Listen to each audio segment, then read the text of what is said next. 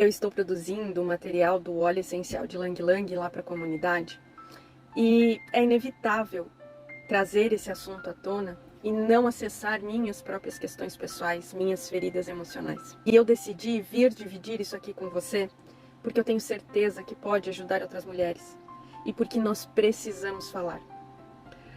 É muito doido como a vida vai se organizando e acontecendo.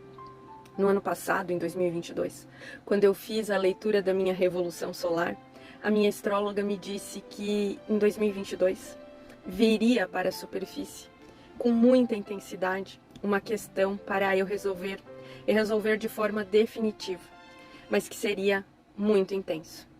Imediatamente, quando ela me falou isso, eu já comecei a procurar internamente memórias e questões que estavam latentes naquele momento, que eu estava sentindo e que eu queria já logo resolver. Porque eu sou assim, se eu sei que tem algum problema que eu vou precisar resolver, eu quero sentar logo minha bunda na cadeira e olhar para isso e resolver, porque isso terá que ser resolvido. Então eu prefiro fazer logo. Acontece que passaram-se dias, muitos dias, que eu fiquei procurando isso internamente na minha cabeça, nas minhas memórias, nos meus pensamentos, e eu não encontrei, eu não identifiquei.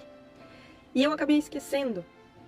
Se passaram vários meses, até que eu comecei a ter crises de ansiedade. Eu não conseguia mais dormir, eu tinha crises de palpitação, eu tinha a sensação que o meu corpo ia explodir. Eram crises de ansiedade, uma sensação, um pânico muito fortes. Quando eu percebi que isso estava se tornando cada vez mais frequente, eu procurei duas das minhas terapeutas, conversei com elas. E eu decidi entrar em uma jornada, numa sequência de atendimentos para trabalhar aqueles sintomas. Eu desconfiava, eu trazia de forma racional o motivo, os gatilhos pelos quais eu estava sentindo aqueles sintomas. E nós fomos tratando, de fato, os sintomas foram diminuindo de intensidade, foram diminuindo de frequência, mas não passavam completamente. Até que em novembro de 2022, em um atendimento, o campo se abriu e escancarou a questão na minha cara novamente. E toda a dor que estava escondida dentro de mim veio para a superfície. Eu me lembro nitidamente a dor que eu senti em todo o meu corpo quando aquela informação veio para fora. Tudo isso me levou para uma situação em que eu vivi entre meus 10 e 14 anos. Uma situação que já faz mais de 20 anos que aconteceu, que há pelo menos 15 anos eu trato de diversas formas. Eu já tratei com aromaterapia, eu já tratei em centro espírita, eu já tratei com psicóloga, eu já tratei com constelação familiar, eu já tratei com ayahuasca, eu já fiz diversas coisas. E cada um desses tratamentos trataram uma camada. Só que dessa vez, todos os sintomas que eu estava sentindo estavam me preparando para acessar mais uma camada dessa cebola, uma camada ainda mais profunda. E você deve estar se perguntando por que eu estou vindo aqui dividir isso com você? Por que eu estou contando essa parte da minha história? Acontece que eu estou falando do óleo essencial de Lang Lang. Um óleo essencial que fala muito sobre a nossa autoimagem. E eu tenho repetido esse assunto sobre autoimagem algumas vezes aqui nesse perfil e isso não é à toa. Você não faz ideia do que aquilo que pensamos a respeito de nós mesmos influencia na nossa vida. Influencia as relações familiares, as relações afetivas, profissionais, influencia a forma e a saúde do corpo, influencia os nossos comportamentos, as nossas escolhas, a nossa realização profissional, pessoal, a prosperidade, a escassez, a nossa relação com a espiritualidade, com Deus, influencia em tudo. E nós, mulheres, não só as mulheres, mas principalmente as mulheres, passamos por situações de abuso emocional e físico. E essas memórias influenciam drasticamente a nossa autoimagem. Você pode até me dizer, Su, mas não são tantas mulheres assim. E eu estou aqui para te dizer que são.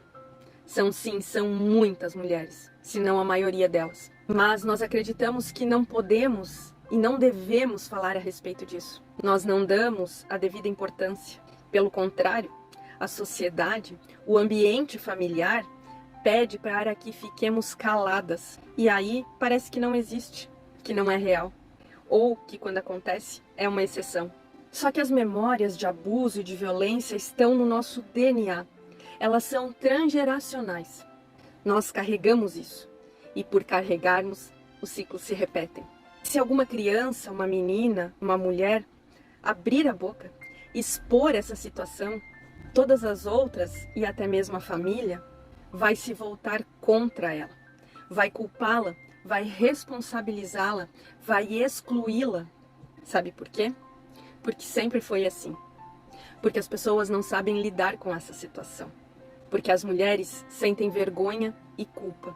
Você já pensou quais são os tipos de comportamento que uma criança precisa desenvolver para sobreviver a essa situação?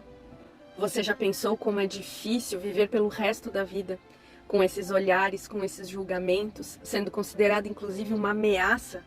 Nós encontramos mulheres que vão acabar se anulando, vão se humilhar, farão de tudo para servir aos outros.